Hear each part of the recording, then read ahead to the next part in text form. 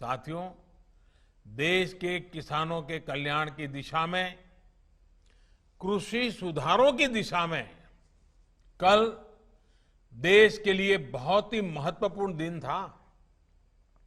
कल विश्वकर्मा जयंती के दिन लोकसभा में ऐतिहासिक कृषि सुधार विधेयक पारित किए गए हैं। इन विधेयकों ने हमारे अन्नदाता किसानों को अनेक बंधनों से मुक्ति दिलाई है। आजादी के बाद किसानों को किसानी में एक नई आजादी देने का काम हुआ है। इन सुधारों से किसानों को अपनी उपज बेचने में और ज्यादा विकल्प मिलेंगे और ज्यादा अवसर मिलेंगे। मैं देश भर के किसानों को इन विधेयकों के पारित होने पर बहुत बहुत बधाई देता हूं। किसान और ग्राहक के बीच जो बिचौलिए होते हैं, जो किसानों की कमाई का बड़ा हिस्सा खुद ले लेते हैं, उनसे बचाने के लिए विधेयक लाए जाने बहुत आवश्यक थे। ये विधेयक किसानों के लिए रक्षा कवच बनकर के आए हैं। लेकिन कुछ लोग, जो लोग दशकों तक देश में शासन करते रहे हैं, सत्ता में रहे हैं, देश पर राज किया है, वो लोग किसानों को इस विषय पर भ्रमित करने की कोशिश कर रहे हैं, किसानों से झूठ बोल रहे हैं।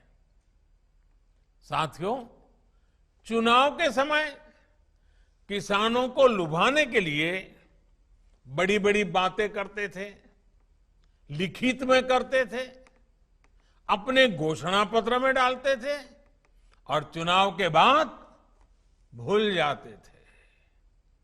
और आज जब वही चीजें जो इतने दशकों तक देश में राज करने वाले लोगों के मैनिफेस्टो में है, वही चीजें भारतीय जनता पार्टी एनडीए सरकार कर रही है, किसानों को समर्पित हमारी ये सरकार कर रही है, तो ये भांति भांति के भ्रम फैला रहे हैं। जिस एपीएमसी एक्ट को लेकर अब ये लोग राजनीति कर रहे हैं, एग्रीकल्चर मार्केट के प्रावधानों में बदलाव का विरोध कर रहे हैं, उसी बदलाव की बात इन लोगों ने अपने घोषणा पत्र में भी लिखी थी। लेकिन अब जब एनडीए सरकार ने यह बदलाव कर दिया है, तो ये लोग इसका विरोध करने पर, झूठ फैलाने पर, भ्रम फैलाने पर उतर आए हैं। सिर्फ विरोध के लिए विरोध करने का ये एक के बाद एक अनेक उदाहरण सामने आ रहे हैं। लेकिन ये लोग ये भूल रहे हैं कि देश का किसान कितना जागृत है। वो ये देख रहा है कि कुछ लोगों को, किसानों को मिल रहे नए अवसर उनको पसंद नहीं आ रहे हैं। देश का किसान ये देख रहा है कि वो कौन से लोग हैं जो बिचौलियों के साथ खड़े हैं। साथियों, ये लोग एमएसपी को लेकर बड़ी बड़ी बातें करते थे, लेकिन कभी अपना वायदा पूरा नहीं किया। किसानों से किया ये वायदा अगर पूरा किसी ने किया है तो भाजपा एनडीए की वर्तमान सरकार ने पूरा किया है। अब ये दुष्प्रचार किया जा रहा है कि सरकार के द्वारा किसानों को एमएसपी का लाभ नहीं दिया जाएगा। ये भी मनगढ़ंत बातें कही जा रही हैं कि किसानों से धान, गेहूं इत्यादि की खरीद सरकार द्वारा नहीं की जाएगी। ये सरासर झूठ है, गलत है, किसानों के साथ धोखा है।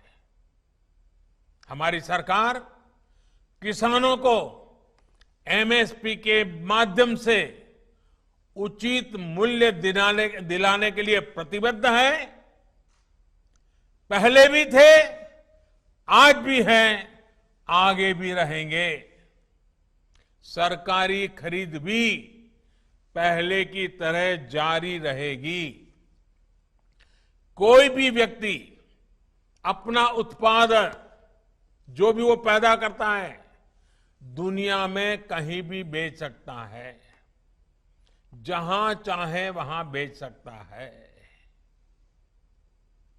अगर वो कपड़ा बनाता है जहां चाहे बेच सकता है, वो बर्तन बनाता है कहीं पर भी बेच सकता है, वो जूते बनाता है कहीं पर भी बेच सकता है।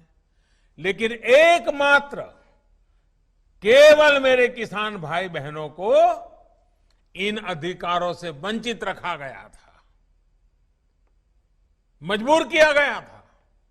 अब नए प्रावधान लागू होने के कारण किसान अपनी फसल वो देश के किसी भी बाजार में अपनी मनचाही कीमत पर बेच सकेगा।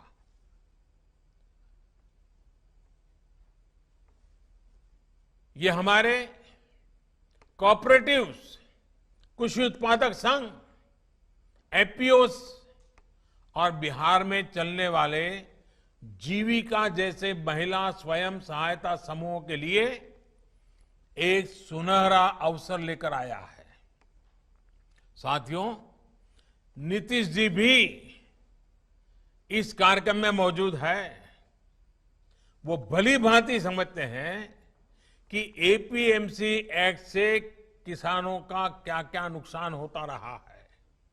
यही वजह है कि बिहार का मुख्यमंत्री बनने के बाद अपने शुरुआती वर्षों में ही नीतीश जी ने बिहार में इस कानून को हटा दिया था। जो काम कभी बिहार ने करके दिखाया था, आज देश उस रास्ते पर चल पड़ा है।